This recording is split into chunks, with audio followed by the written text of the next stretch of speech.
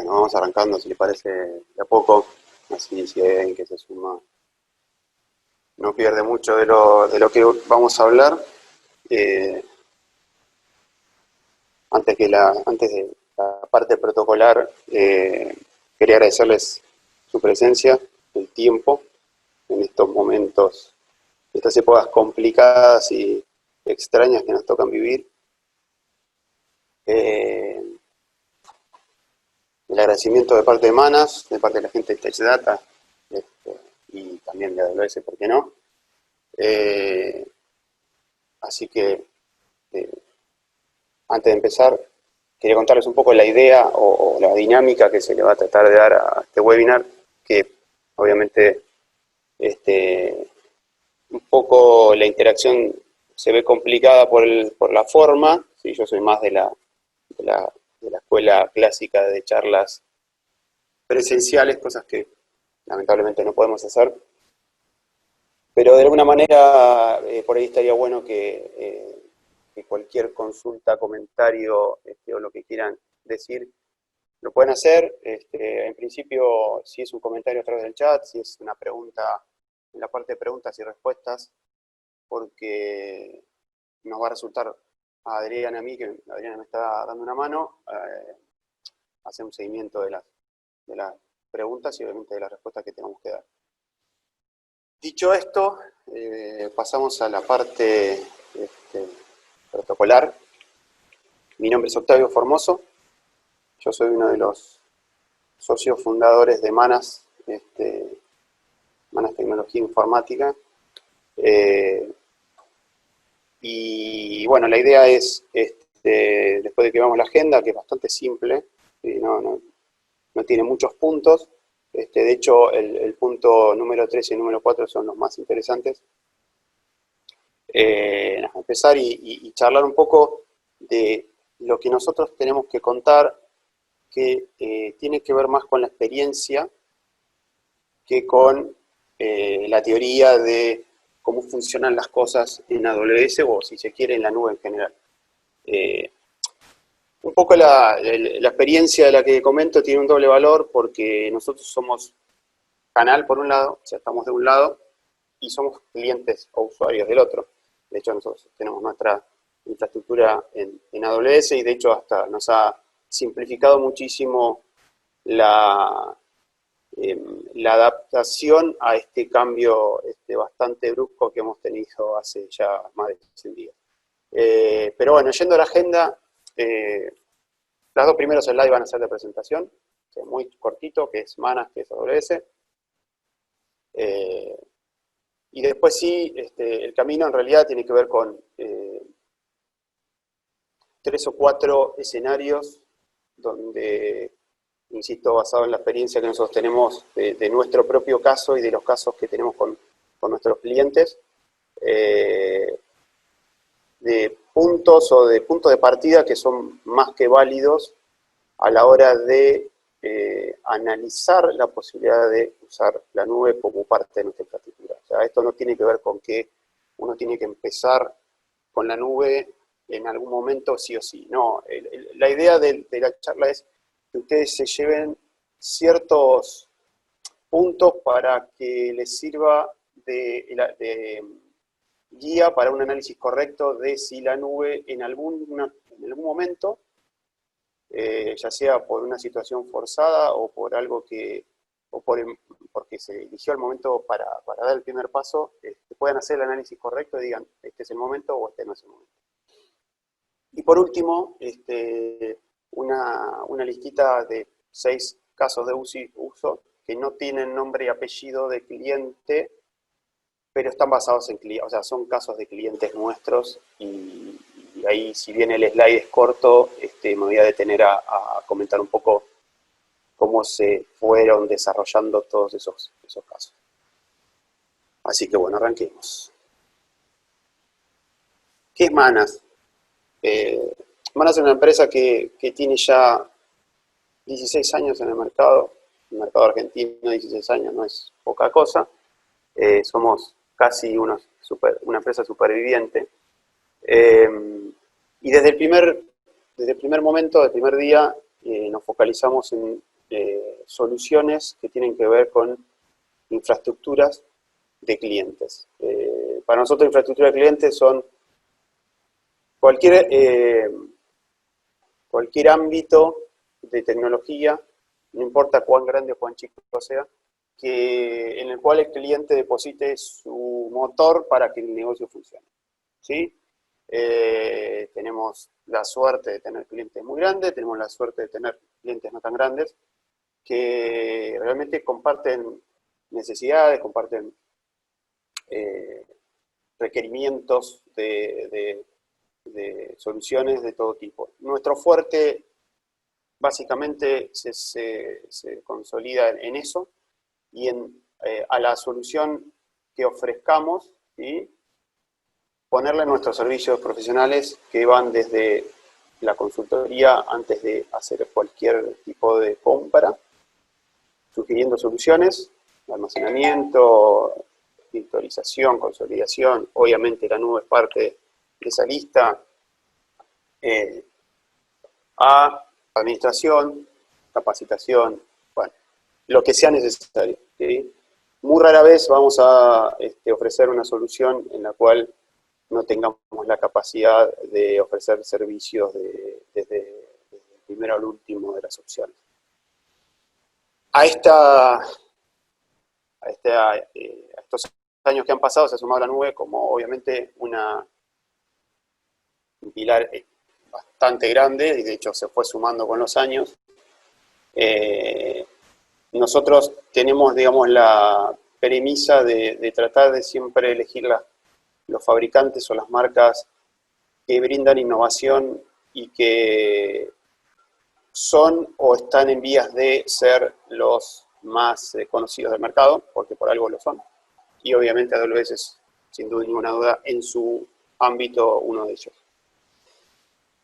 Hablando un poco de AWS, si quieren cuéntenme un poco, vayan poniendo en el chat qué tipo de experiencia tienen con AWS, si lo están usando, si lo han usado, si simplemente lo han escuchado, porque seguramente lo habrán escuchado. Pero mientras tanto, yo les comento un poco la historia de AWS muy cortita, que es AWS empezó a ofrecer servicio de nube antes de que la nube se llamara nube, ¿sí? Desde el 2006, estamos hablando de 14 años ya. Y comenzó a partir de una necesidad de su cliente número uno, o su primer cliente, que fue Amazon, el retail. O sea, siempre nació como un servicio interno para Amazon, y la metodología que se utilizó para brindar esos servicios fue tan exitosa que terminaron ofreciéndolo al mundo, por decirlo de alguna manera. Y muchos de esos servicios con los que nació el concepto son servicios con los que uno termina empezando empieza su camino hacia la nube. Uno de ellos es la parte de almacenamiento, el otro puede ser la parte de virtualización o de infraestructura como servicio. Pero fíjense un poco la evolución de AWS, que hasta el día de hoy en el cuadrante Gartner está cómodo como número uno por muchas cosas, básicamente por la cantidad de data centers que tiene alrededor del mundo, por la cantidad de clientes y el nivel de clientes que tiene, o sea, las cargas que los clientes depositan en la nube para que su empresa funcione, para que su negocio funcione. Y una cosa extremadamente particular, por lo menos para mí, cuando lo escuché por primera vez, es que por la economía de escala con la que trabaja AWS, que tiene su propia lógica de compra de equipamiento, y no compra equipamiento, si se quiere, de las marcas que nosotros conocemos, sino que fabrica su propio equipamiento, reduzco, por lo menos hasta la fecha que encontré el comentario, 67 veces bajó de precio, 67 veces desde que empezó. O sea, que uno por ahí tiene, o me ha pasado a hablar con clientes que tienen ese miedo de que, como los precios los manejan los proveedores de nube, pueden jugar con eso y complicarnos la vida. La realidad es que es todo lo contrario. O sea, Amazon Web Services vive y existe gracias a nosotros, digamos, los que consumimos su infraestructura. Y parte de que nosotros sigamos considerando a AWS como número uno tiene que ver con esto de ser predecible desde todo punto de vista. Predecible desde los precios, predecible desde la disponibilidad, predecible de los servicios que dicen que dan y que efectivamente tienen que cumplir desde todo punto de vista. Y eso hace que Amazon sea el número uno. De hecho, yo iba a mostrarles algo muy rápido, vamos a ver si lo puedo hacer. Tendría que parar de compartir y pasar a compartir esto. Dame un segundito. Me parece que está bueno porque, no sé si lo ven, pero básicamente es un mapa de la infraestructura de AWS en el mundo, ¿sí? Van a ver que acá tienen nombres, básicamente los más importantes son regiones, availability zones, o sea, los naranjas son regiones, availability zones y local zones. Regiones y availability zones son los data centers donde Amazon pone nuestros datos, básicamente, ¿sí? Y más allá de la distribución que básicamente cubre todo el mundo, aunque a mí me gustaría, y creo que a todos nos gustaría que haya algunos más cerca de Argentina, cada región está compuesta por varios availability zones y varios data centers, ¿sí? O sea que cuando nosotros elegimos una zona a donde poner nuestros datos o nuestros servicios, esos datos descansan en varios lugares físicamente dentro del data center y eventualmente en varios data centers. Algo que básicamente armarlo en un ambiente para nosotros o estar remotamente cerca de armar un ámbito de disponibilidad de esta forma para nosotros o para la mayoría de las empresas es imposible. ¿Qué logra esto? Básicamente que la empresa más chica o la empresa más grande del mundo jueguen con las mismas reglas. O sea, yo puedo utilizar servicios que tendrían que considerarse básicos, como seguridad, control de acceso, disponibilidad de ese servicio, al mismo nivel que Netflix o, no sé, el que se les ocurra que lo consideren muy grande. Bueno, Amazon, obviamente, el retail está en Amazon Web Services, ¿no? Volvamos a la presentación. Estamos por acá. Entonces, antes de empezar con la charla, un pequeño resumen. Amazon es una empresa que hace muchísimos más años de lo que uno cree que está brindando servicios en la nube. Y tiene una economía de escala que, digamos, que nos permite tener al alcance de nuestra mano o de nuestra billetera, por decirlo de una manera, cualquier servicio que se nos ocurra, porque prácticamente hoy cubre temas de desarrollo, temas de infraestructura puro, temas de microservicios y un montón de cosas. Entonces, ¿cómo hago? Sería digamos, que estaríamos entrando a la zona de ¿cómo hago para empezar con todo esto? Porque uno entra, no sé si lo han hecho, pero uno entra en la página de AWS y se encuentra con una cantidad de cosas que por ahí uno termina abrumándose. De hecho, a mí me ha pasado y realmente uno no sabe por dónde empezar, y cuando encuentra un servicio es como que no sabe cómo probarlo, ese tipo de cosas. Entonces, ¿cuáles son nuestras sugerencias en función de lo que nos ha pasado a nosotros y lo que le ha pasado a nuestros clientes? Situaciones ideales en donde uno puede decir, bueno, esto, en vez de ponerlo en nuestro data center o donde sea que tengamos nuestros datos, ¿cómo hacemos para compararlo con una situación similar en AWS? Un punto es si necesito disponibilizar un servicio ya, ahora, por una urgencia, porque se dio y porque los plazos se dieron, pero mi infraestructura creció y yo no lo tuve en cuenta y no tengo forma de ponerlo dentro de esa infraestructura, pues no tengo espacio. Y no tengo el tiempo para hacer la compra del equipamiento que necesito, ¿sí? Que es un tema que vamos a hablar largo entendido no sé, de los slides que vienen más adelante.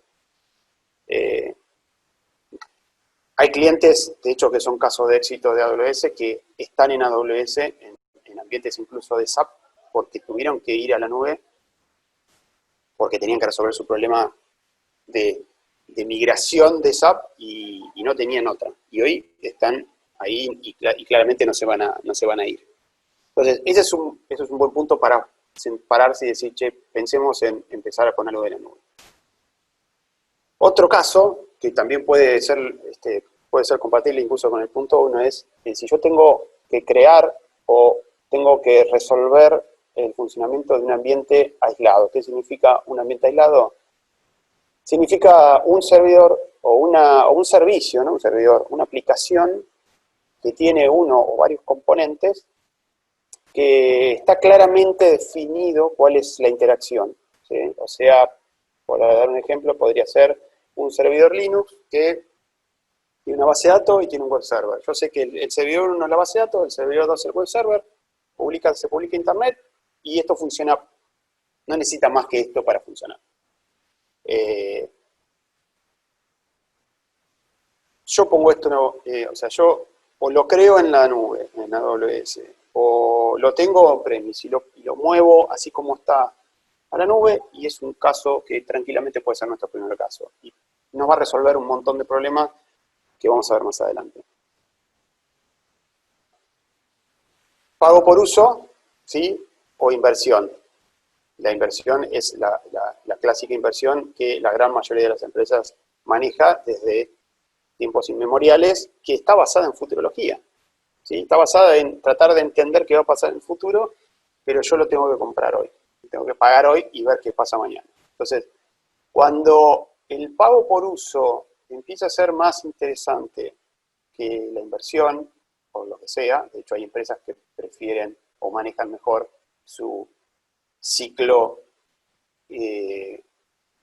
con OPEX y no con CAPEX, o sea, con gastos y no con inversión, es un caso casi ideal para ir a la nube porque de eso se trata básicamente, ¿no? De pagar por lo que yo estoy consumiendo y de hecho por lo que ya consumí.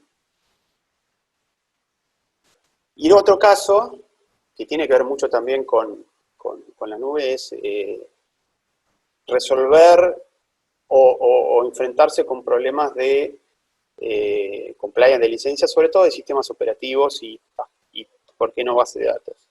¿Sí?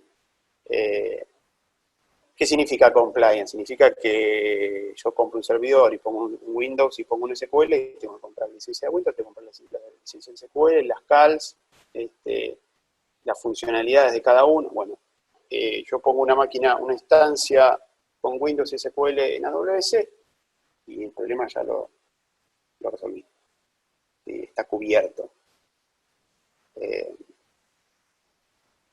Es un buen punto para, en mayor o menor medida, avanzar por ese lado, por el lado de la nube. No estoy viendo la ventanita de chat y creo que alguien me escribió. Ariana, ¿vos lo ves el chat? Perdón, ¿eh? ¿Verdad? Sí.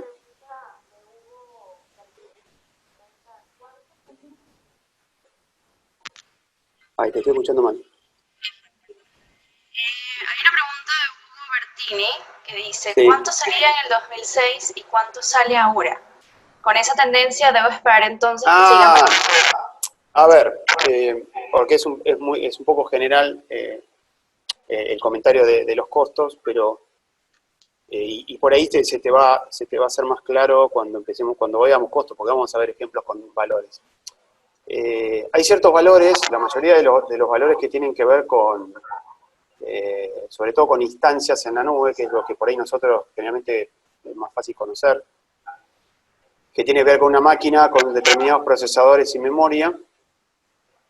Eso tiene un valor por hora, ¿sí?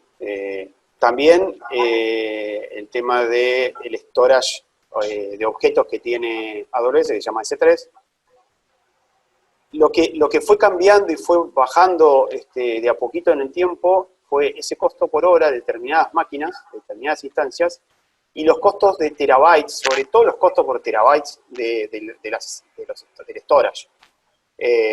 Hoy AWS tiene 4 o 5 tiers de storage distintos. ¿Qué son tiers? Son como niveles de un mismo storage que tienen distintas funcionalidades.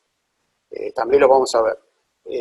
Eso fue bajando con el tiempo. O sea, mientras que por ahí el storage salía 0,0125 centavos el giga, hoy eso baja a pequeños números, pero cuando estamos hablando de teras, ese número cambia drásticamente. De hecho, en la parte de storage, AWS te dice, los primeros teras te salen tanto y a partir de que vos consumas una X cantidad de teras, te sale menos, ¿sí? Todo eso tiene que ver con lo que yo hablaba de economía de escala y que permite que AWS juegue con esos números. Y hay cosas mucho más divertidas que ya vamos a llegar. Así que permítame parar acá y seguimos por acá. Interrumpo otra vez, perdona. Hugo también preguntaba si la info que se estaba mostrando era pública.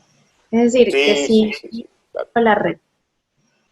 Sí, totalmente. O sea, por ahí no lo voy a decir, o no se dice en los slides, pero acá hay dos tipos de información.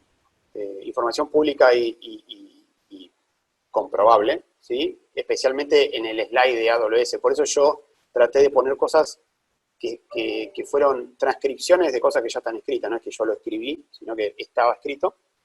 Y opiniones nuestras. Cuando sean opiniones o mías, ¿sí? Se los voy a decir, creo que va a quedar claro. Pero todo lo que tenga que ver con números, ahora van a ver un slide que tiene números, tiene valores, ¿sí? Son valores que se hacen a través de una calculadora que es pública.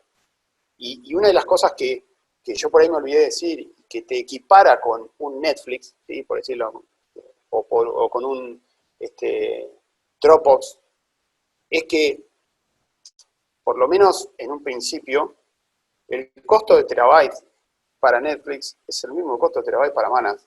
Es un valor que está en la web y no es que hay una lista de precios para al mayorista o que vos pedís el costo de un servidor y podés pelear el precio. No, el valor de las cosas que están en la nube, especialmente en AWS, son inmutables. Vos tenés tus propias formas para que ese valor sea menos, por cosas que vamos a ver. Pero no es que hay precios para unos superados. Esto es el valor, es para todos, ¿sí? Adriana, si me das una mano con los chats, porque por alguna razón estoy tratando de abrir la ventanita y se ve que quedó abajo. Vos avísame si hay alguna pregunta. En fin. Compliance a nivel de licencias, entonces es todo lo que yo ponga en la nube, la cuestión del licenciamiento del sistema operativo y en muchos casos de otras aplicaciones, como puede ser base de datos, está cubierto, ¿sí? Dentro del valor que yo pago por mes está el valor de la licencia del sistema operativo y por ejemplo, si lo usáramos SQL, ¿sí? Y otro excelente punto como para avanzar con la nube es el tema de archiving de información. ¿Qué significa archiving? Básicamente es lo que viene después del backup. O sea, yo hago un backup, guardo la información por si necesito hacer una recuperación, pero ciertas medidas de seguridad de mi parte o porque tengo una normativa atrás que me obliga, tengo que guardar la información durante un año, 5 o 10, o incluso, bueno, ahora creo que ya no está más esta locura de guardarla eternamente, pero bueno, sé que hay normativas que tienen que guardar 10 años de información. Eso es archiving, porque yo lo voy a guardar porque me lo piden o porque por algún caso extremadamente particular en donde el requerimiento de restore no es inmediato. ¿Sí? No es que lo tengo que hacer, la recuperación la tengo que hacer ya. Es porque viene un auditor y me dice, che, mirá, necesito saber si vos tenés información de acá a 2 años, bueno, esperame unas horas y yo te paso la información. La solución de archiving que hoy se usa es cinta. Y yo tengo mi opinión muy formada con el tema de la cinta, me la voy a guardar para cuando llegue el momento. La opción es archiving en la nube. ¿Sí? Y bueno, y el caso que hoy está en boca de todos, que es teletrabajo, trabajo remoto, ya sea de forma temporal para resolver un problema o para darle acceso a un proveedor a mi infraestructura, o el que se les ocurra, o de forma permanente, bueno, que tal vez sea lo que nos toque vivir dentro de cuando esto de la pandemia baje un poco el nivel de criticidad.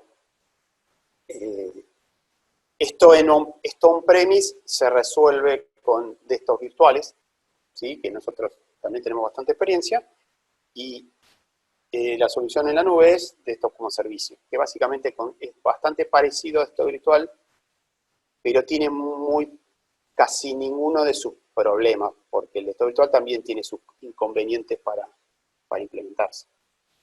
Así que vamos a hablar de estas cosas. Primer análisis, la pregunta casi del millón, infraestructura clásica o infraestructura como servicio en AWS. En realidad el O tiene que ver con una comparativa, pero no estamos hablando de que yo tengo que tener la infraestructura on-premise o la tengo que tener en la nube. Yo decido, y de hecho siempre lo mejor, generalmente lo mejor va a ser que yo tenga un ambiente híbrido en donde las cosas que tenga que tener on-premise, las tenga on-premise, y las cosas que no necesariamente tenga que tener on-premise, analice de la mejor manera cómo subirla a la nube, o a AWS en este caso. Vamos a hacer un ejemplo.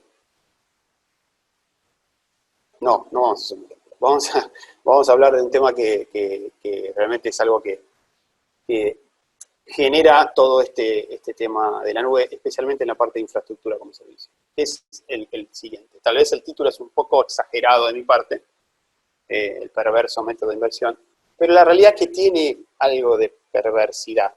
El método de inversión que conocemos y que asumimos como el que es. No había por lo menos otras variantes. O si había variantes, no eran muy distintas de este método. Yo tengo que hacer una inversión, o tengo que armar el presupuesto para el año que viene, o me doy cuenta de que necesito comprar algo de infraestructura porque lo necesita el negocio. En la gran mayoría de los casos, lo que tengo que hacer es mirar la bola de cristal, adivinar qué voy a necesitar para los próximos 2, 3, 4 o incluso 5 años,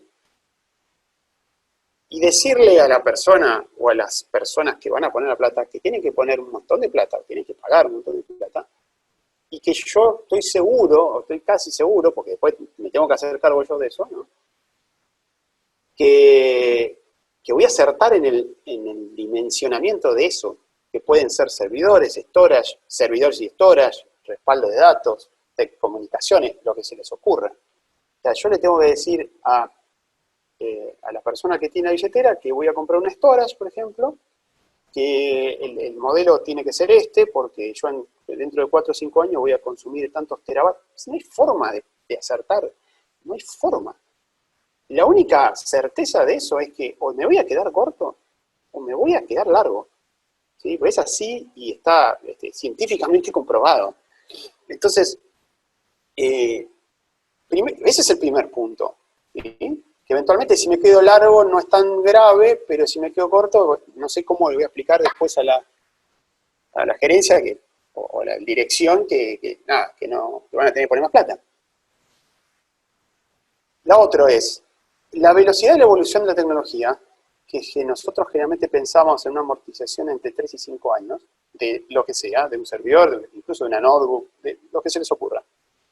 Cada vez se está haciendo más chico, cada vez salen modelos de servidores, storage, dispositivos de respaldo, de lo que sea, más rápido, que aceleran la obsolescencia de lo que yo compré hace 2 años, por ejemplo. De hecho, estoy diciendo 2 años porque hace relativamente poco en un cliente nos pasó lo mismo. Para comprar un storage, tecnología de punta, cuando cuando pensaron o cuando vieron que había que hacer una expansión de los discos, dijeron, bueno, che, tenemos que renovar el soporte del storage y aparte vamos a comprar unos discos. Y ya se tuvieron que parar en la decisión de si no compraban otro storage, porque más o menos la compra de otro storage con ese tamaño salía lo mismo que el storage que habían comprado hace 2 años. Entonces es como que pensás algo para 3, 4, 5 años hacia adelante y por ahí a los 2 años tenés que volverlo a repensar, porque la tecnología te supera en innovación. Y no es que vos decís, bueno, está bien, yo puedo elegir no comprarlo, pero el mismo fabricante te dice, che, te estoy dando el mismo valor por un equipo nuevo. Entonces como que te empuja para ese lado. Entonces eso te complica aún más la inversión. Y el otro tema, que es lo que la mayoría de los clientes se terminan olvidando, y de hecho yo fui cliente, así que doy fe de eso, es, parado en el ejemplo del storage, yo compro un storage, o compro disco para un storage, no importa la cantidad, ¿sí? Pero después tengo otros problemas, porque si yo compro terabytes para un storage es porque los voy a usar. Y si los voy a usar, después les tengo que hacer backup. Entonces cuando compré el storage y empiezo a usarlo, me doy cuenta que también tenía un problema con el backup, o se desencadenó un problema con el backup porque ahora no me alcanza para hacer backup. Y tengo que comprar backup. Y tengo que asegurar los datos, y tengo que ver el tema de cómo protejo ahora más información, y cómo lo monitoreo, y cómo lo administro, y lo opero, bueno. Todo eso que por ahí uno en el día a día no tiene en cuenta, o por ahí la persona que hace el presupuesto no lo sabe porque no es el que monitorea y opera todo esto, termina siendo una seguidilla o una continuidad de problemas, desafíos, a partir de la inversión, ¿sí? Entonces, de alguna manera tiene cierto nivel de perversidad porque es algo que está impuesto y que como que nos genera mucha insatisfacción, especialmente a los que por ahí están en la parte de gerencia del sistema o administración de sistemas y que forman parte también del equipo que después dice que hay que comprar. Y es un círculo que no termina más, ¿entendés? Cuando terminaste de armar todo y de ponerte siendo responsable de esa inversión, te tienen que volver a pensar en la inversión que viene. Así que esto es lo que resuelve, o esto es lo que intenta resolver la nube a partir de su lógica, que es de infraestructura como servicio. Y vamos a dar un ejemplo, ahora sí, vamos al ejemplo como para que se entienda la diferencia.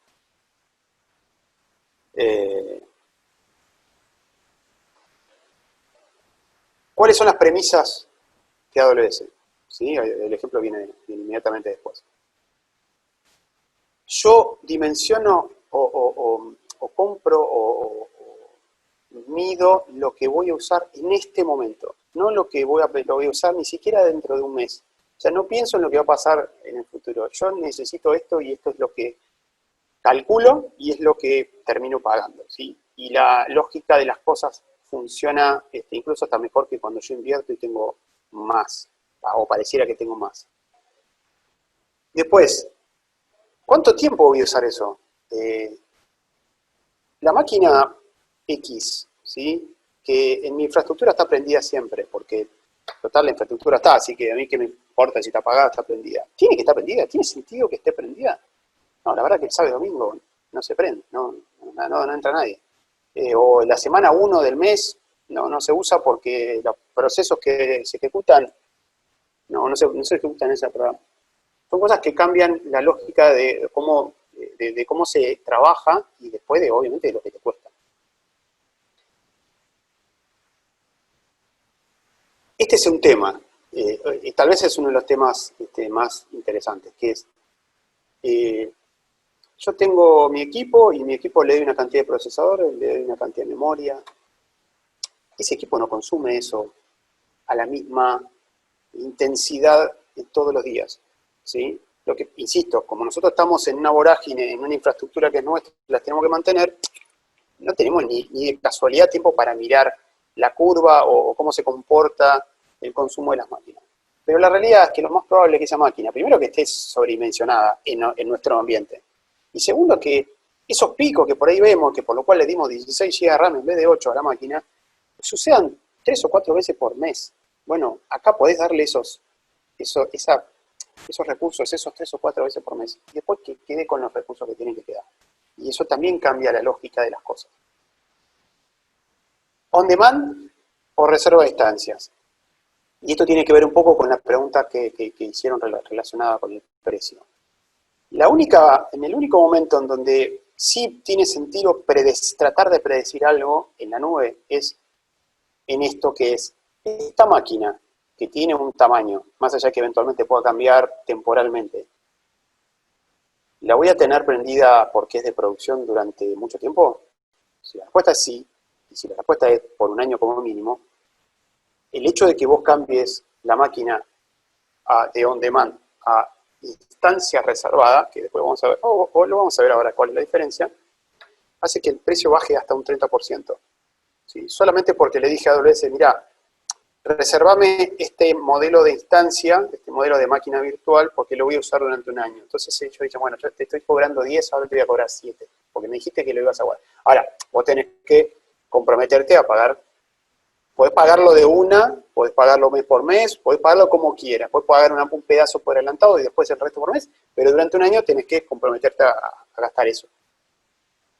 ¿Qué es on demand? On demand es, si vos entras ahora a AWS y creás una máquina virtual, eso es una máquina on demand. ¿Por qué? Porque la puedes borrar, lo puedes apagar cuando quieras e influye en el precio. ¿Sí? Si vos la aprendés, AWS te cobra. Si vos no la aprendés, AWS no te cobra. La reserva de instancia tiene esta ventaja de que es mucho más barata, pero AWS te cobra no importa si está prendida o no está prendida, porque es un poco la contraparte. ¿Sí? Entonces, tenés la opción, y eso sí es una gran diferencia a nivel precio. Y la otra es, a partir de una automatización extremadamente básica, que no requiere ni de ninguna aplicación ni de que nosotros compremos nada adicional, yo puedo apagar y prender la máquina para que no me consuma minutos, horas en realidad, y obviamente dólares, cuando no lo necesito. Por más que la máquina sea crítica, la máquina es crítica, es importantísima, es la aplicación de facturación, pero la uso la última semana del mes, facturación. Está bien, por ahí tengo que hacer algunas consultas, pero no requiero que esa máquina esté prendida mucho tiempo antes de esa semana. Bueno, que no esté prendida, o que esté prendida en determinado momento. El cambio de precio es notable y ahora lo van a ver. Entonces esas son las cosas que por ahí uno tiene que empezar a acostumbrarse a ver. A mí particularmente, y te voy a ser sincero, me costó muchísimo, porque yo vengo del mundo de on-premise, de entender a dónde estaba la clave para cual la infraestructura en AWS termina siendo igual a nivel costo o menor. ¿Sí? Y bueno, y acá monitoreo de seguridad o archiving, directamente es la diferencia entre estar en una pesadilla y no estar en una pesadilla. Es una exageración de mi parte, pero es un ámbito que conozco mucho y realmente es así. Y ahí también vamos a hacer algunas comparativas ahora. Entonces, dicho todo lo que se dijo, si alguien tiene algún comentario con estas cosas, que esto sí es mucho de opinión mío, siéntanse libres de hacerlo. Mientras tanto voy avanzando, Adriana me avisará si alguien me hizo alguna pregunta. Ejemplo número 1. Listo. Dígame. ¿Alguien iba a decir algo? Bueno, listo. Siga entonces. Ejemplo número 1. ¿Sí? Basado en hechos reales. No hay nombre y apellido, no hay nada, pero esto sucedió. Créanme que sucedió. Voy a instalar una aplicación nueva, no importa de qué, o necesito hacer una implementación de una aplicación en mi infraestructura. Proveedor de la aplicación, che, ¿qué necesitas? ¿Cómo funciona tu aplicación? No, mira, yo necesito 4 CPU, 16 GB de RAM, siempre te ponen lo máximo que se les ocurre, porque si no después ellos se tienen que hacer cargo de la performance.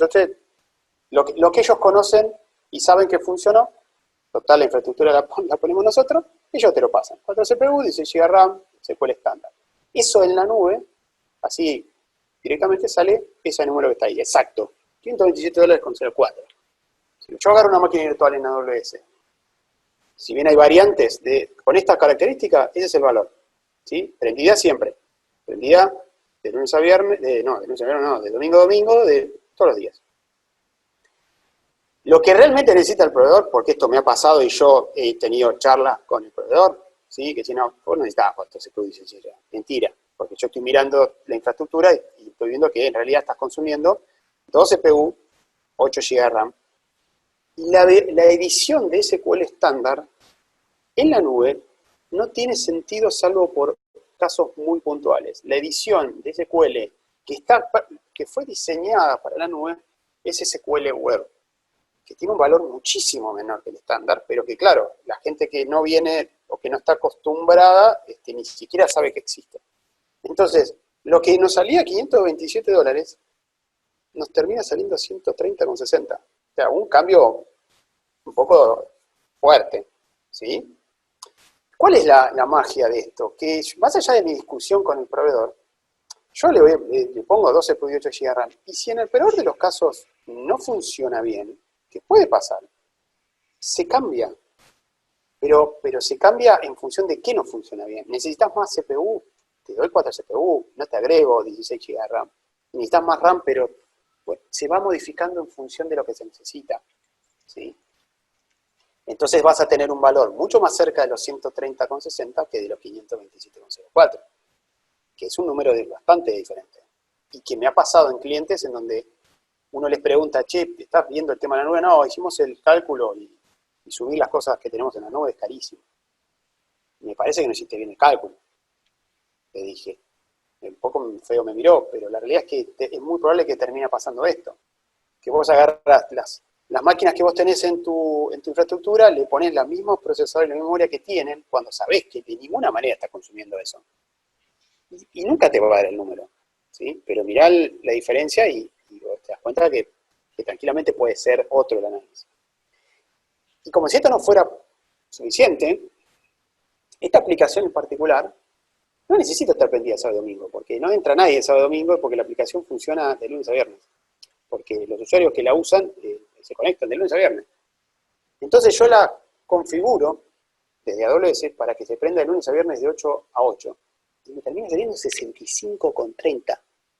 De 524 pasé a 65,30 con 2 preguntas, que es, o en realidad, una aseveración que es, vos no necesitas esos recursos, yo te voy a dar los recursos que yo creo que vos necesitas, o se hace un análisis de lo que se está consumiendo, si hay alguna forma de compararlo con algo que ya existe.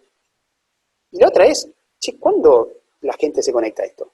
Porque la diferencia es enorme, ¿sí?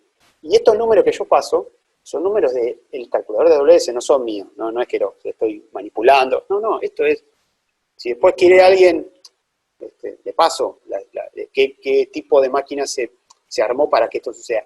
Y esto es así, y no sé si en la gran mayoría de los casos, pero en muchos casos, todo esto que yo les acabo de poner como un ejemplo, se aplica, es totalmente aplicable.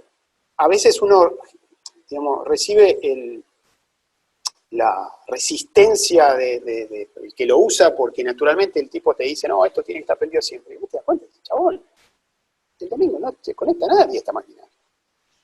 Y en tu infraestructura está bien, déjalo prendido, querés gastar luz, querés gastar lo que sea, pero acá no, acá te cambia todo, ¿sí? Otro ejemplo. Sí. Hugo nos pregunta, quiere confirmar si esos precios que se están mostrando son por hora o son por mes. Esos precios son por mes. Esos precios son por mes. Perdón, si no lo puse mal, lo voy a dar de vuelta para no. Claro, no, estos precios son por mes. El precio por hora, vos lo tenés en el calculador, es mucho más bajo, ¿sí? Pero en el calculador, de hecho es público, el calculador de AWS, después les pasamos el link. Lo que te pregunta es justamente cuántas horas por mes vas a prender la máquina. Por defecto está el total de las horas. Entonces, el valor que te pone, el valor que te aparece es por mes. Después cuando vos empezás a jugar, y si no va a estar tantas horas por semana, ahí es donde empezás a jugar con estos números que yo te digo. Pero esta aplicación de 12 CPU, 8 GB de RAM, con SQL Web, por mes, haciendo esta configuración de lunes a viernes de 8 a 8, sale 65,30. Y va a costar 65,30 dólares. Después ahí está el storage y otras cosas más, que la verdad es que tampoco es que le suman mucho, porque el costo del storage es bastante ridículo el costo por terabyte en AWS, sobre todo porque vos tenés un montón de tiers para elegir. Pero respondiendo a la pregunta, esto es valor por mes. Ejemplo 2, consumo de BM por días pico, ¿sí? Es lo que yo les decía de la famosa aplicación de facturación poder, que siempre me la agarro con la aplicación de facturación. Aplicación de facturación, ¿sí? Durante 3 semanas del mes, es una aplicación, y en una semana del mes se transforma en la super aplicación, porque tiene un nivel de uso y un nivel de necesidad de consumo de recursos mucho mayor. Estamos hablando de, siempre por ahí, por ejemplo, más fácil, 4 CPU 16 GB de RAM, ¿sí? En promedio, tendrá sus picos, pero en promedio, en esa semana necesita 4 CPU y 16 GB de RAM.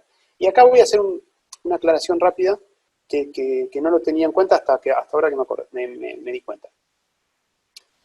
AWS te da una herramienta de monitoreo de cómo se consumen tus recursos, especialmente para infraestructura como servicio, que es gratis, ¿sí?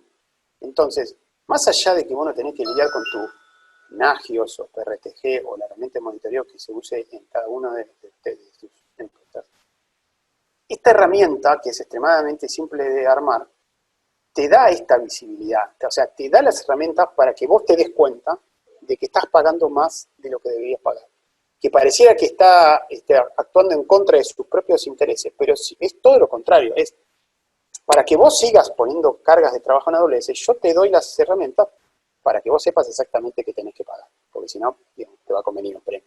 Entonces, volviendo acá, yo me doy cuenta que en la semana 4 tengo esta necesidad, y en las otras semanas no. En las otras semanas puedo bajarlo a 2 y 8 GB. Entonces, lo que hago es básicamente genero una instancia de 2 CPU y 8 GB durante 3 semanas, y después lo que hago es programar un resize, ¿sí? Que implica un reinicio de la máquina, pero es un reinicio que dura 10 segundos, en donde digo, en todos los días de la semana 4, transforma esa máquina en una máquina de 4 CPU y 16 GB. Cuando termine esa semana, volver a transformar en una máquina de 2 CPU y 8 GB. Y esa máquina de 175,68 pasa a salir $90. ¿Sí? También, cálculos del calculador, valores oficiales. Y no es extremadamente complejo hacer eso, de hecho es bastante simple. Y te cambia todo, o sea, te cambia el costo. Esto extrapolado a X cantidad de máquinas, imagínense la diferencia de valor que te puede dar si no tenés cuenta si no tenés en cuenta estos detalles contra tenerlos en cuenta. Sigo. No me acuerdo qué viene. Perfecto. Infraestructura como servicio ya pasó. Esto que yo les acabo de comentar son 2 ejemplos por ahí de los más claros. Hay muchísimos más, pero la idea de esto es que se queden con este concepto, ¿no? Después, si cualquier pregunta o cualquier análisis un poco más complejo de este tipo de escenarios, obviamente nosotros estamos para hacerlo. Pero bueno, pasemos a otro análisis completamente distinto, que es Cintas, el demonio, contra el archiving de AWS. Si hay algo que odio en esta vida de la tecnología, eso es el concepto de Cintas. No entiendo por qué todavía sigue existiendo. O sea, tengo un odio casi irracional al concepto de cinta magnética. Y de hecho, me acordé que tengo que hacer una pequeña encuesta. Me está ayudando mi conocimiento de Zoom. A ver quién de ustedes usa cintas o no. De hecho, lo voy a tirar ahora, y el que quiera contestar, bienvenido sea. Ahí va. Creo que lo hice. Mientras que ustedes contestan... bueno, ahí está, ya arrancaron. Muy bien. que lo felicito al que no usa cintas para hacer backup. Seguimos con el concepto. Archiving en nuestra realidad es casi lo mismo que cintas. O sea, ¿qué significa? Volvemos al concepto de archiving. Si yo tengo que guardar mis backups durante mucho tiempo, por necesidad o por exigencia de alguna norma, es muy difícil todavía ponerlo en disco porque el costo asociado a la infraestructura que necesito para eso es mucho. Entonces hoy la cinta, a pesar de mí, es necesario. Pero la cinta es una pesadilla. O sea, tener un ambiente que trabaje con cintas es igual a comprarse una pesadilla, especialmente para los que administran eso. Porque los que no administran no los conocen. La historia, digamos, de terror de esta gente. ¿Por qué? Primero, las cintas fallan y no te avisan y te enterás cuando necesitas hacer un restore. Tan simple como esto que acabo de decir, y tengo no una, sino muchas historias de clientes grandes, chicos, medianos, de que les ha pasado. Y no es que que fueron a una cinta de 10 años para atrás, no, fue una cinta de 2 años para atrás, que está guardada en un armario ignífugo, que la agarraron con guantes y la trataron bien, la pusieron en el dispositivo de cinta y no se pudo hacer el restore. Y la realidad es que no hay forma de reclamar a nadie porque no está cubierto este escenario. La cinta es una cinta. Si falla la cinta, lo máximo que podés lograr del fabricante es que te dé una cinta nueva. Pero la información que vos tenías adentro de la cinta la perdiste. Que es lo peor que te puede pasar para una solución de backup. Es como tener un seguro de auto y cuando lo necesites no funcione. Vos lo compraste para ese momento. Pagaste todos los meses para ese momento y en ese momento no lo tuviste. Lo peor de lo peor. El peor escenario posible. O sea, no hay SLA. No hay nadie te asegura ningún nivel de SLA de un restore de cinta. Jamás pasó y jamás va a pasar. Cinta en una librería robótica significa que tengo que administrar el código barra. Otra pesadilla. Otra pesadilla. No voy a dedicarle mucho tiempo a esto, pero créanme que si el que lo está usando sabe lo que estoy hablando, es una pesadilla. Toco el proceso de manejo de cinta, especialmente si yo la saco fuera del data center, es susceptible a errores humanos porque la tengo que agarrar, la tengo que llevar, la tengo que poner en una caja, la tengo que sacar una caja. Pueden pasar mil cosas por las cuales directamente ni siquiera voy a terminar accediendo a la cinta. Y encima, las generaciones de dispositivos que se van generando, litio 6, 7, 8, 9, 10, todos los que vayan a salir, van perdiendo la compatibilidad hacia atrás, por lo cual, si yo tengo cintas de hace muchos años, en algún momento debería volver a duplicar esa cinta en nuevas generaciones, porque va a haber un momento de 5 años que cuando tenga que hacer el restore no tenga ni siquiera el dispositivo para hacer el restore. Porque en 3 años una librería de cintas deja de funcionar, 4 como mucho. ¿Se entiende? Es todo negativo, no hay casi una buena con el tema de la cinta. El problema es que en algún caso era la única opción que se tenía. Y lo que yo le decía, bueno, hay appliances, hoy existen los appliances de duplicados, entonces los appliances de duplicación podrían ser una buena opción. El tema es que, bueno, vamos a dejar ahí. El tema es que hasta cierto punto eso tiene un costo y en muchos casos todavía no llega a cubrir todos los ámbitos. Y usás el appliance o el storage o lo que se use para cubrir la necesidad de backup, la que te va a salvar si necesitas un restore, pero el archiving sigue quedándole así. Aquí hace Hugo un comentario. Dale. Comenta que el tema es que al no estar actualizados muchos de los procesos de auditoría, hay industrias que te piden usar cinta. Sí, totalmente de acuerdo. De hecho, a ver, en ese aspecto hay una buena noticia. De hecho, a nosotros nos ha pasado, sobre todo con clientes que son financieros o bancos, en donde el BCRA muchas veces le decía, la cinta tiene que haber una duplicación en un medio magnético. Eso hasta hace pocos años era una obligación y por suerte creo que a partir de o el año pasado o el anteaño ya empezaron a incorporar conceptos más generales como para que si vos podés poner un appliance de duplicación o un storage y no poner otro storage en otro lado, replicarlo, eso sea una configuración básica, válida, para pasar la auditoría. El tema es que después de eso, de esa problemática resuelta, tenés el tema de que si vos pones un storage para guardar información durante 10 años, tiene un valor que cae en el perverso mundo de la inversión, que es muy grande, ¿me entendés? O sea, vos tenés que poner mucha plata de entrada para hacer un cálculo de acá a 5 años de cuánta información yo voy a acumular, que es imposible saberlo, es imposible, porque el crecimiento de la información es exponencial, porque pueden pasar miles de cosas. Entonces, compras un aparato enorme, que eventualmente por ahí dentro de 2 años, por un tema de evolución tecnológica, vas a tener que volver a cambiar y vas a tener que volver a duplicar la información. O sea, salís de una problemática, que es el de la cinta, y entras en la problemática del perverso mundo de la inversión, ¿no? Un poco fuerte lo mío, pero como para que se entienda la idea. ¿Cómo se resolvería, o cómo encontraríamos un poco de alivio, aunque sea, por el lado de AWS? ¿Qué tiene AWS para ofrecernos en este problema? Primero, los tier que están apuntados para recibir archiving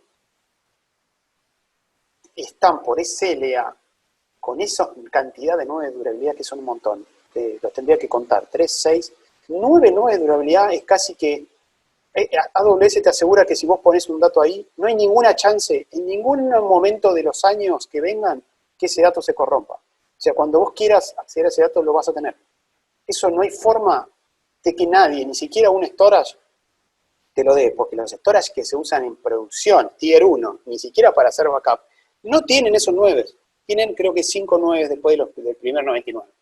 Entonces, el nivel de durabilidad, que no es lo mismo que disponibilidad, es durabilidad, o sea, es escandalosamente alto comparado con cualquier cosa que exista. Entonces, primer dato de decir, che, esto cuando lo quiera hacer restore, ¿voy a poder? Olvídate, no hay ninguna chance de que no pase. ¿Sí?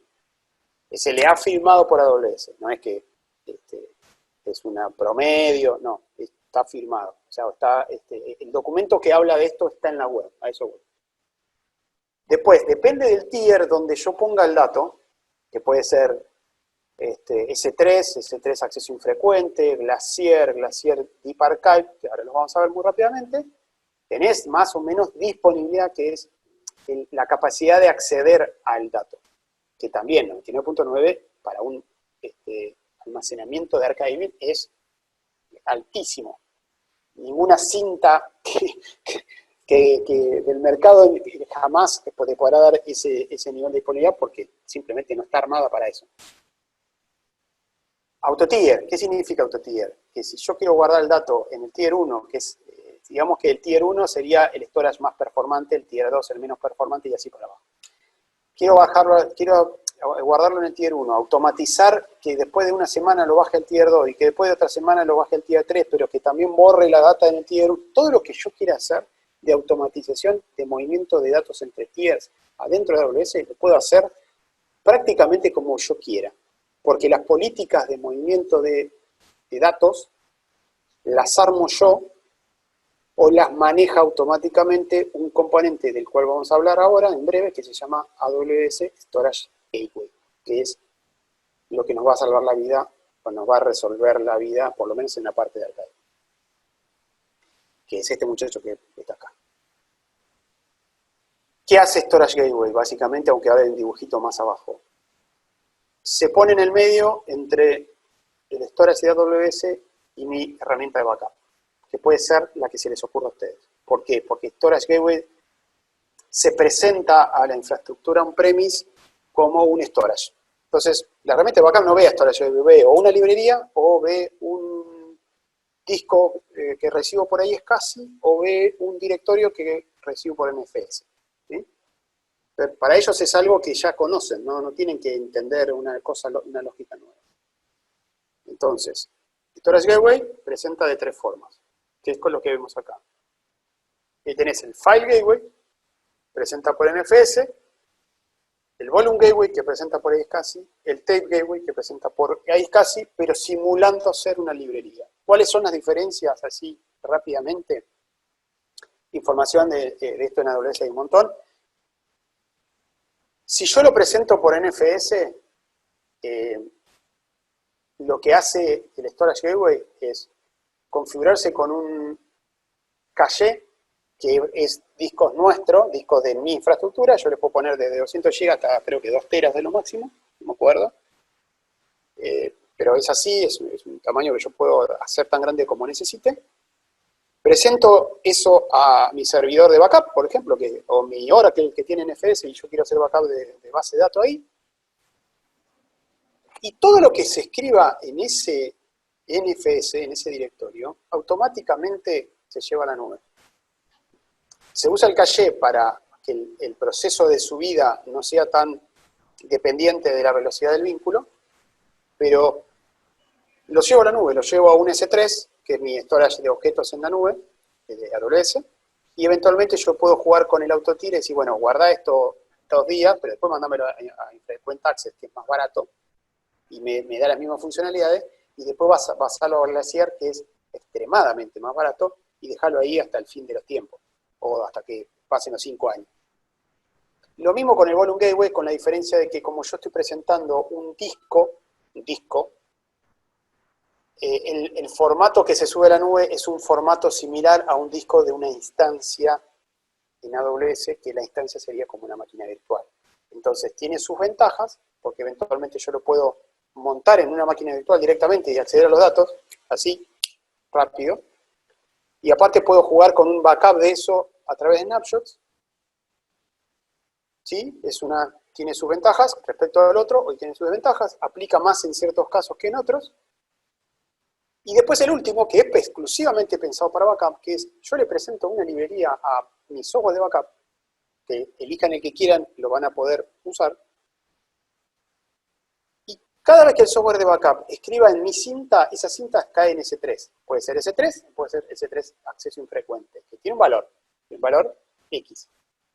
Si yo exporto la cinta de la librería, que estaría simulando sacar la cinta fuera de la librería, automáticamente Storage Gateway las guarda en Glacier, que tiene un valor muchísimo más bajo, y que eso significa, no me vas a pedir este dato casi nunca, y cuando me lo pidas, vas a tener que saber que voy a tardar un par de horas en disponibilizártelo, pero lo vas a tener. A cambio de que salvo, o sea, de costo escandalosamente bajo, ¿sí? Que ahora vamos a ver en algunos números. Entonces, aquí, ¿sí? ¿Me escuchan? Sí, yo sí. Perfecto. Aquí Hugo plantea una problemática. Él comenta que el antiguo concepto es que la cinta la puedes colocar en una caja fuerte, en la caja fuerte del banco, y que eso es justamente lo que te pide auditoría. Que a él le encantaría hacer lo que se está planteando, pero que hasta que no se apruebe eso en algunas empresas, pues es lo que no se puede. No, esa es la problemática. está perfecto. Yo digo, acá en Argentina, eso ya se permite no hacer. O sea, y me consta, incluso creo que tengo la copia de la normativa del BSRA, porque me la pasó un cliente, que estaba tan ansioso como yo de tenerla, que dice que claramente te flexibiliza los requerimientos respecto de las copias. Ya no habla más de discos magnéticos. Y si no hablas más de discos magnéticos, si hablas de espacio, digamos, lo que dice más o menos la normativa es que vos tenés que tener una copia accesible en un lugar, una determinada cantidad de, no me acuerdo si metros o kilómetros del lugar de origen. Y ahí esto claramente está mucho más kilómetros fuera del lugar de origen.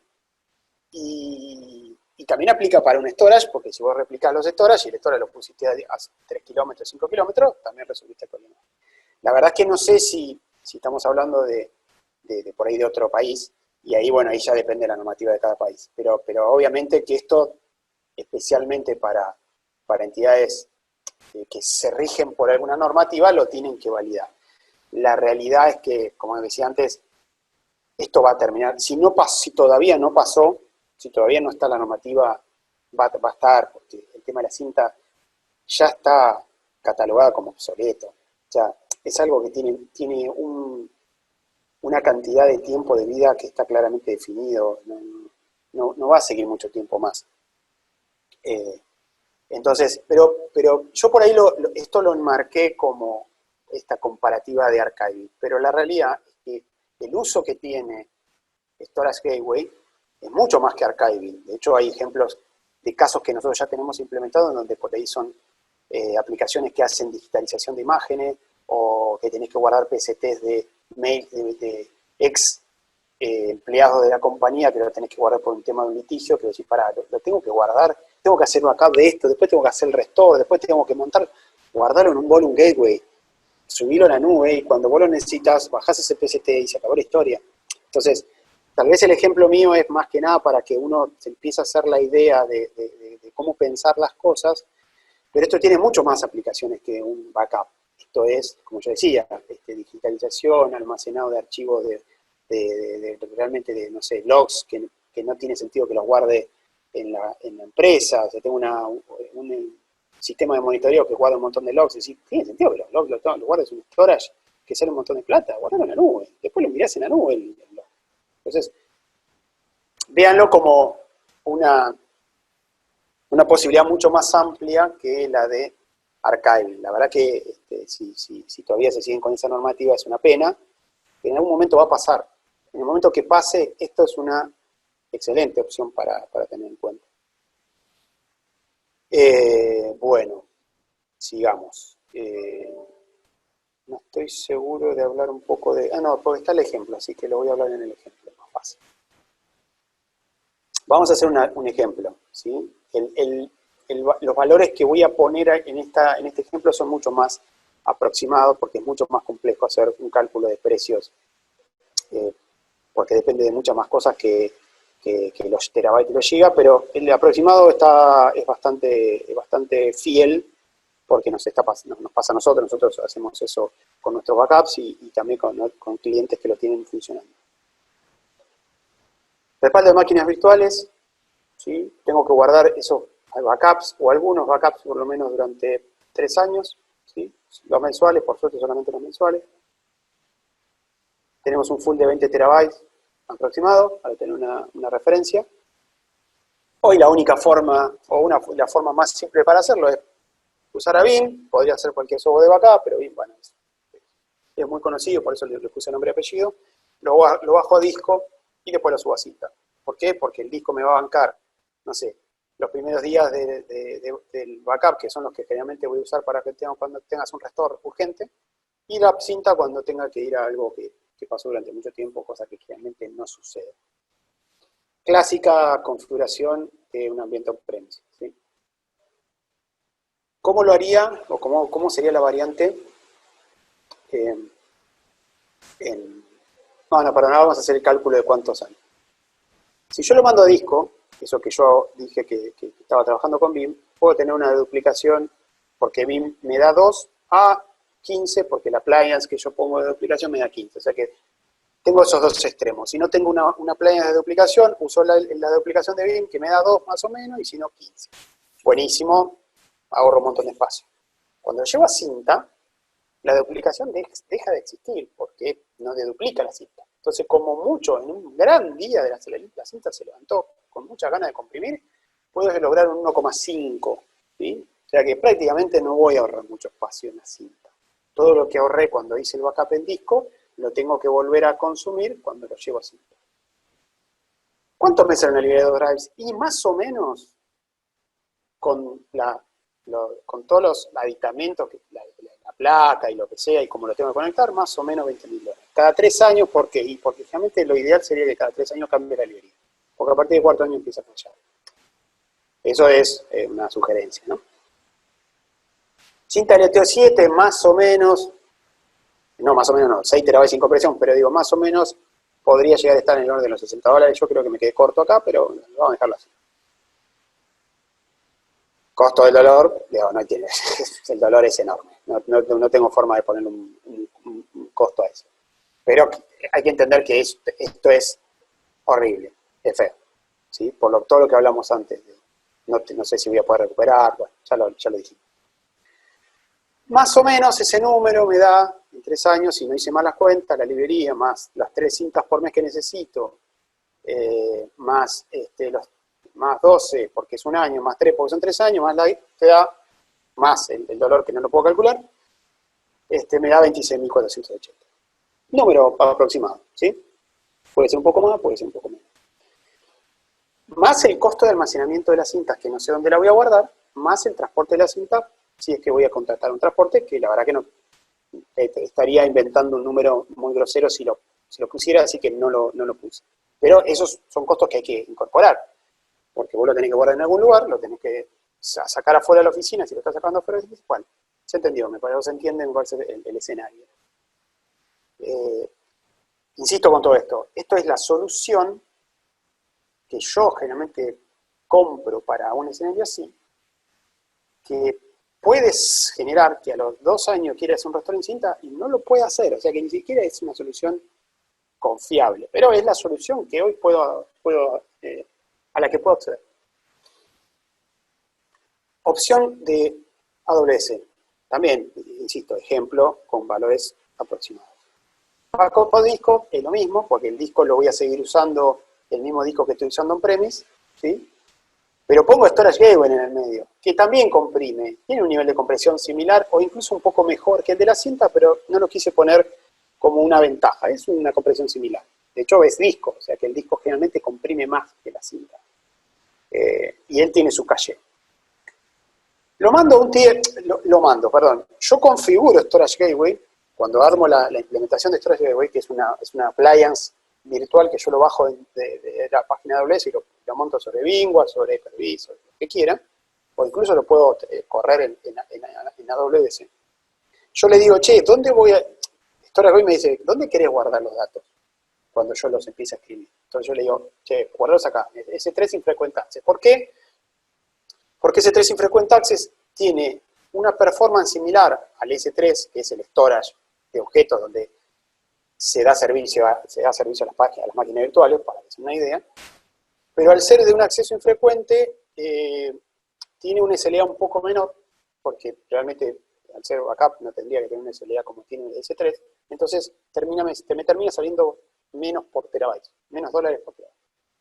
Si lo mando, después, cuando yo, desde la aplicación de backup, exporto la cinta en la librería y digo, che, esta cinta no la quiero tener más en la librería porque no la voy a usar por mucho tiempo, lo que hace Storage Gateway automáticamente es las mueve del Infrequent Access a Glacier.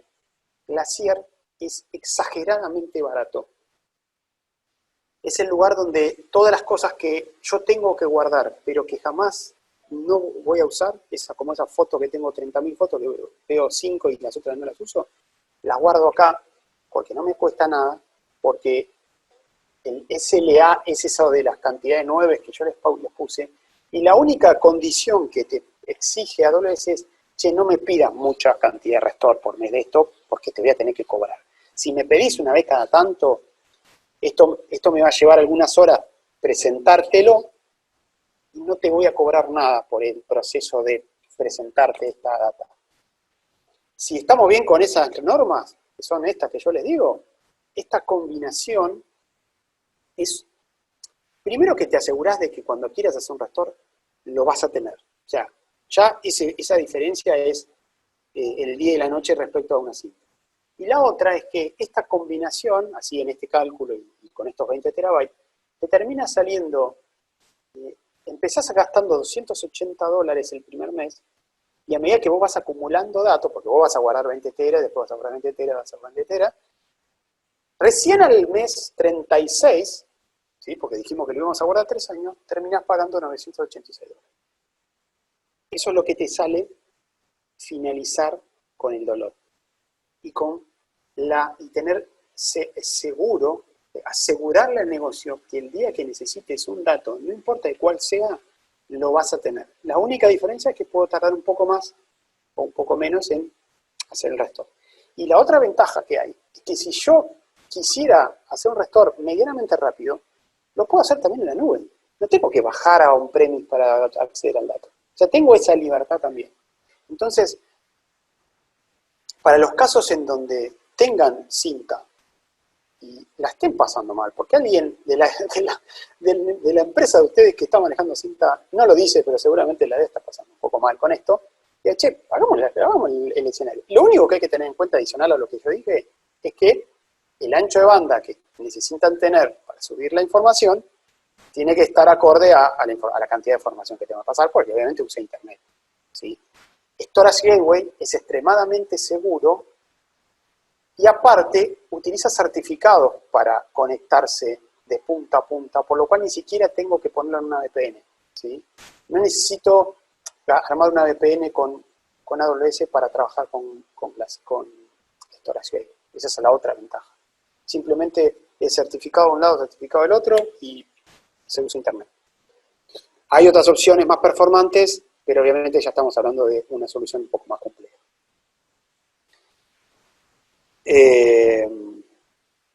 Creo que con eso la parte de archiving ya quedó. Vamos al último análisis, le vamos a dar un poquito de velocidad porque nos estamos extendiendo en el tiempo. De esto como servicio, ¿sí? Que es la evolución del desktop virtual, que es la evolución de los desktops trabajando como trabajamos por ahí la mayoría de nosotros, que es con una PC y una notebook en nuestra casa. Esto más general va a tener menos idea de precio, pero me parece que está bueno conceptualmente entender cuál es la diferencia de los tres escenarios, digamos, de los que podemos estar hablando. El escenario ante la pandemia, usuarios en la oficina, se compra PC o notebook cada tanto, la notebook que sea, la PC que sea, si yo necesito 20 GB de disco y la notebook viene con 140 o 1 tera, y viene con 1 tera. Administro los dispositivos, antivirus, seguridad, sistema operativo, aplicaciones, el usuario que no le funciona algo, tengo que ir a mirarlo, bueno, todo lo que ya conocemos, que también es una símil pesadilla, pero que depende para quién y por ahí, digamos, de alguna manera, hablando un poco en serio, puede estar resuelto de una manera tradicional on-premise, pero es una carga operativa enorme para la gente que lo hace.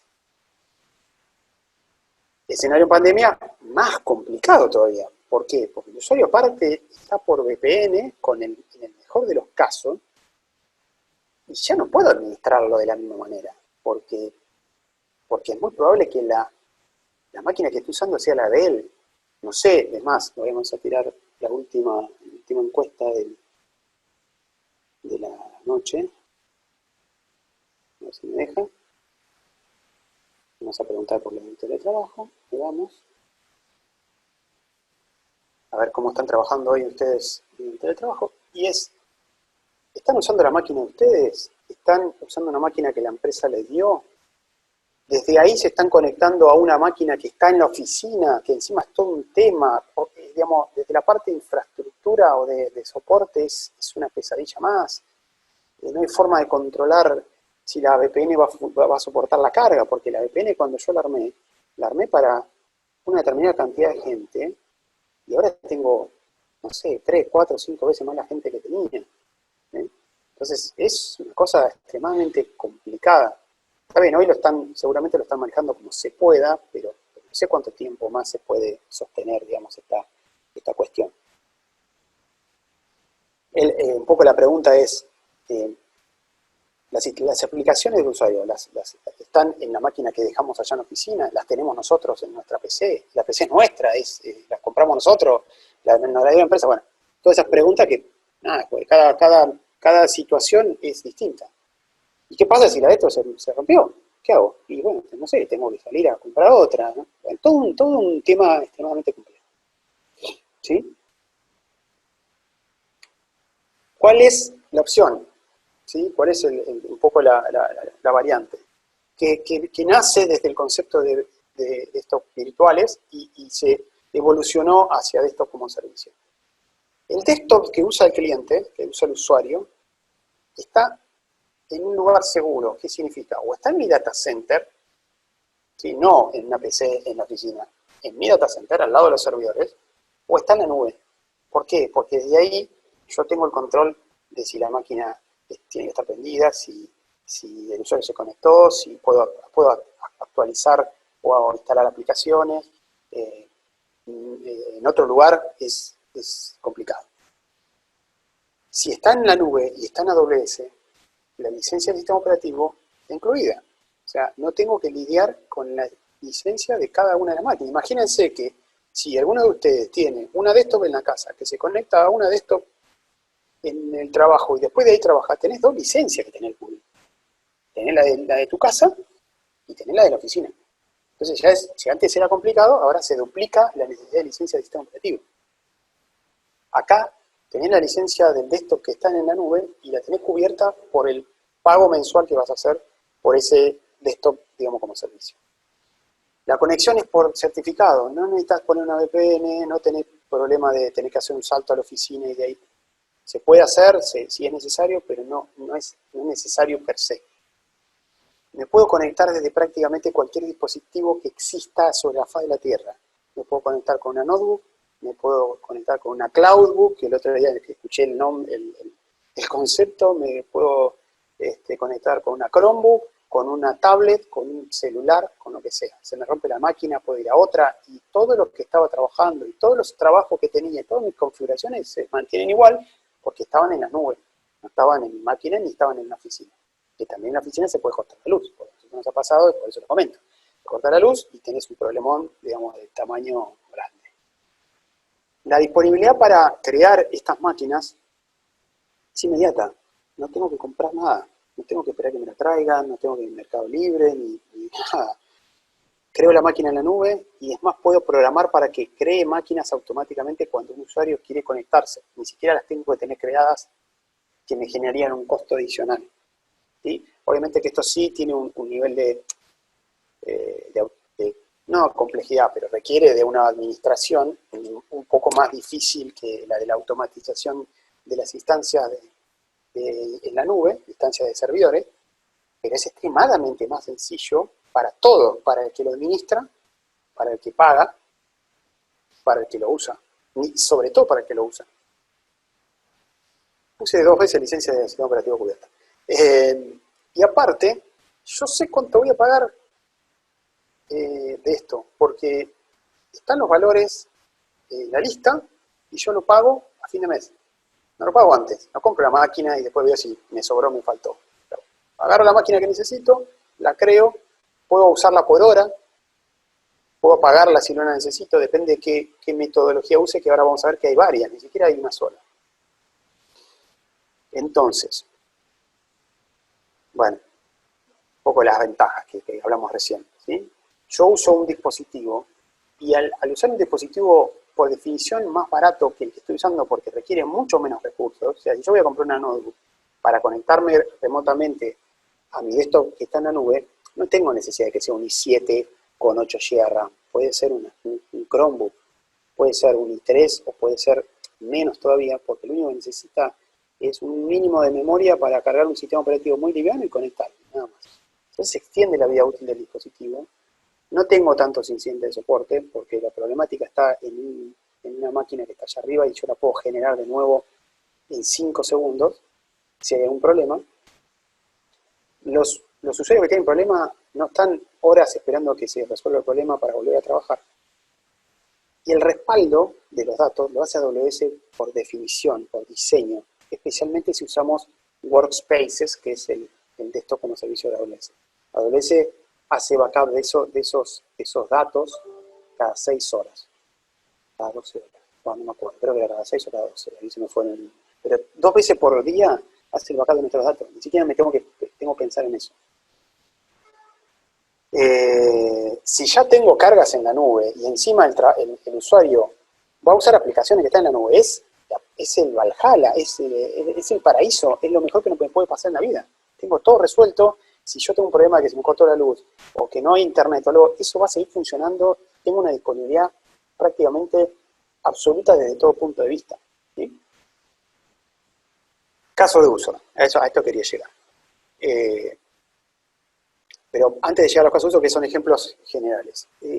AWS tiene dos métodos, o se pueden implementar 2 métodos para desktops virtuales en la nube de AWS. El método oficial es el Amazon Workspaces, que es el que estábamos hablando recién, que tiene un valor por por tipo de desktop, tiene distintos tamaños, yo lo puedo pagar por hora, lo puedo pagar por mes.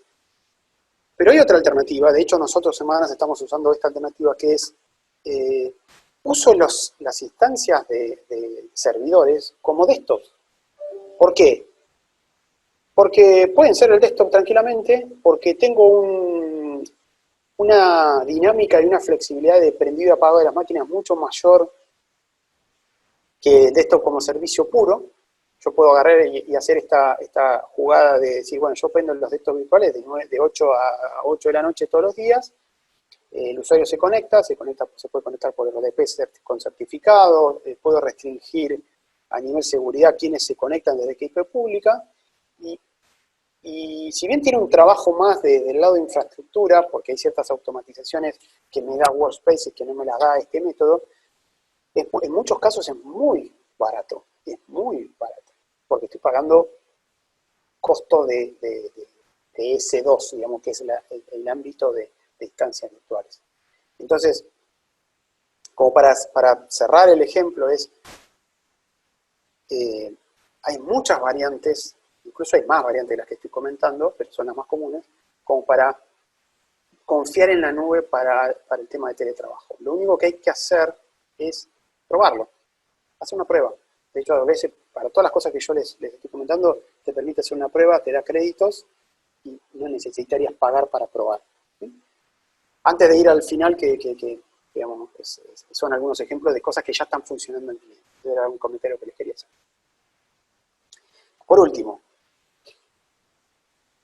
estos 6 ejemplos, ¿sí?, son cosas que están implementadas en clientes de Manas, que los implementó Manas, o algunas que lo implementaron el mismo cliente, y que le voy a dar un par de detalles sin dar nombre al cliente, porque bueno, hay que pedir autorización para eso y no llegamos.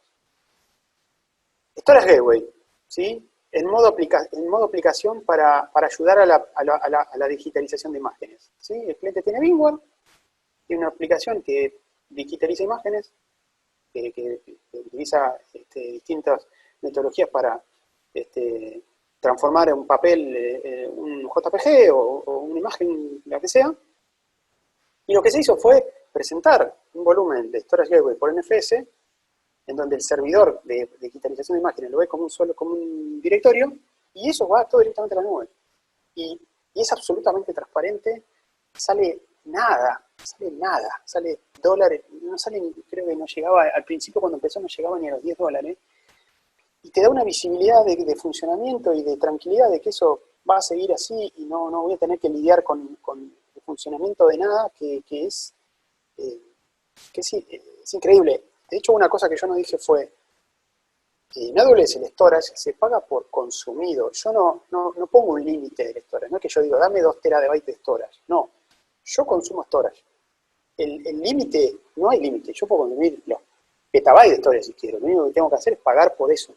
Entonces, no me voy a quedar nunca sin storage. Si yo creo una máquina virtual, sí, porque lo estoy, digamos, conteniendo en un disco. Pero si yo estoy hablando directamente con S3, como hace Storage Gateway, yo no tengo límite, no hay forma de que me quede sin espacio. ¿Sí?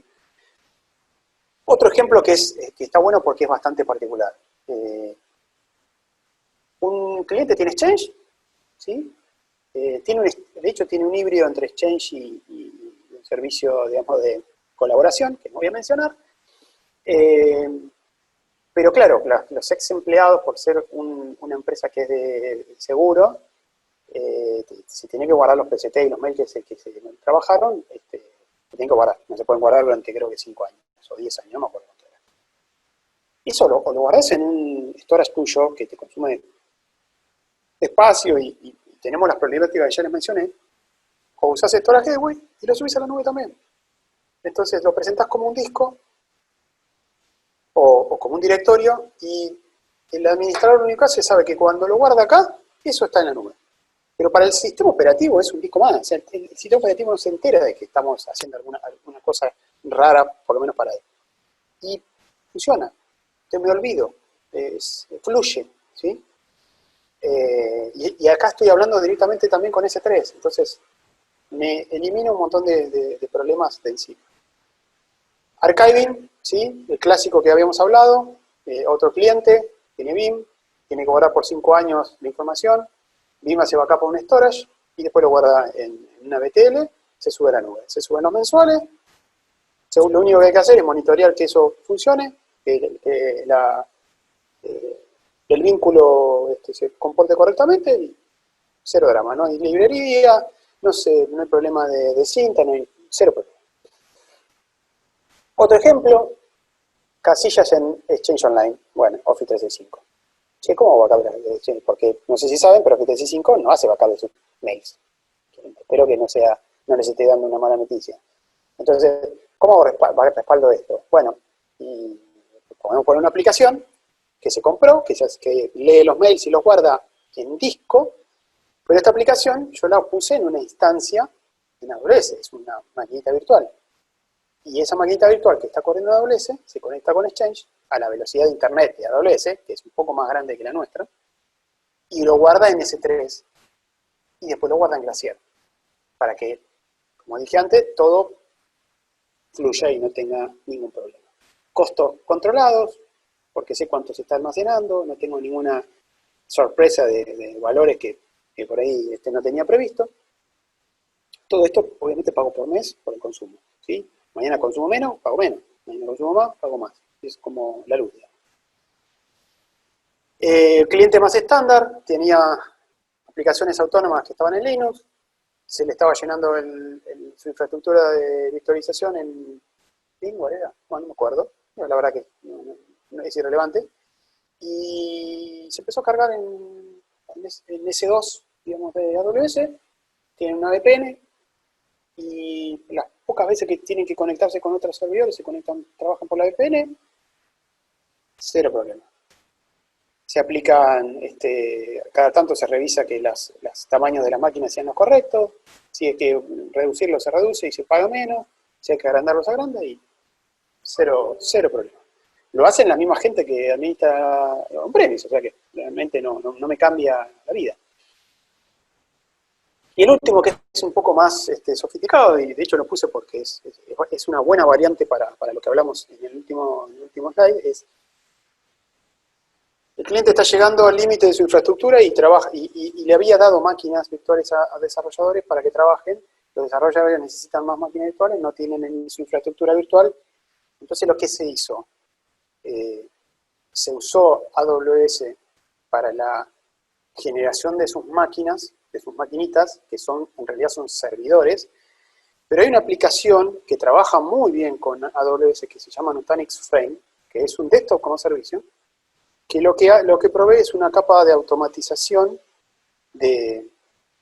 o de generación de máquinas y de automatización para aprenderlas, apagarlas, instalar la aplicación y esas cosas, que genera las máquinas en AWS. Entonces, cuando yo necesito una máquina para un desarrollador, le digo a Nutanix Frame, créame una máquina de 2 procesadores y 4 GB de RAM, por ejemplo, y él las crea en AWS. Automáticamente, yo ni siquiera accedo. Está bien, uso mi cuenta y yo puedo entrar por la cuenta de AWS y mirar que las máquinas están creadas, pero las prende, las apaga y las administra Nutanix Frame. Nutanix Frame tiene un costo mensual y después tengo el costo de lo que me salen esas máquinas en AWS. Pero es extremadamente predecible. Y no tengo que andar lidiando con esto de me quedé sin espacio, tengo una máquina prendida y no sé de quién es, o tengo que instalar una aplicación adentro de una máquina y no sé dónde está, los desarrolladores tienen la máquina en su casa. Bueno, toda esa problemática que genera un costo que a veces por ahí no se ve, lo resuelvo con esto. Y si bien este es el último slide, el mensaje por ahí es, de hecho ya vamos a pasar al último, que es lo de las preguntas, es, estos son algunos ejemplos de nuestra corta experiencia en años con AWS, con la nube en general y con AWS en particular. Hay un montón más. Lo importante de por ahí lo que se trató de hacer con esta presentación es que entiendan que hay muchas formas de empezar. Y cuando vos empezás a descubrir todo lo demás, pero tenés que encontrarle la lógica al análisis. Porque ahí es donde, a mí es particularmente donde más me costó decir, che, pero ¿por qué a mí me da que esto es carísimo? O no funciona, o no me está dando, no veo la ventaja. Porque en realidad estaba haciendo mal, le estaba enfocando mal. Entonces, un poco si esta presentación los ayuda con el enfoque, habremos tenido éxito en haberles, digamos, consumido este tiempo que le hemos consumido. Así que es el tiempo de preguntas. Igual, de todas formas, me pueden preguntar después, por mail, por WhatsApp, por donde quieran, pero muchas gracias por el tiempo, por haberse quedado, y espero que realmente les haya servido.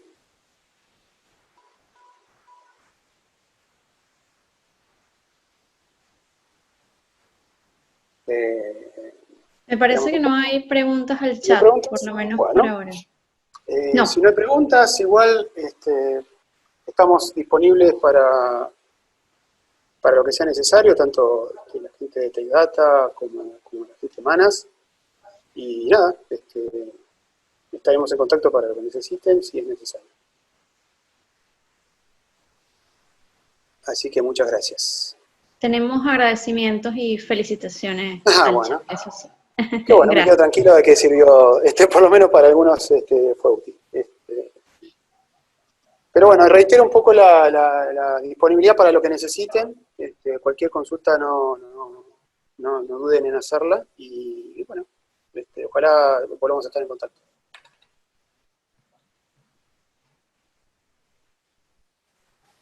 Ahí te dejo, Adriana, el poder para ya cerrar. Vale, cerrar. Muchas gracias a todos. Sí, estamos listos entonces por ahora. Que estén muy bien, muchas gracias. Hasta luego. Gracias. Hasta luego.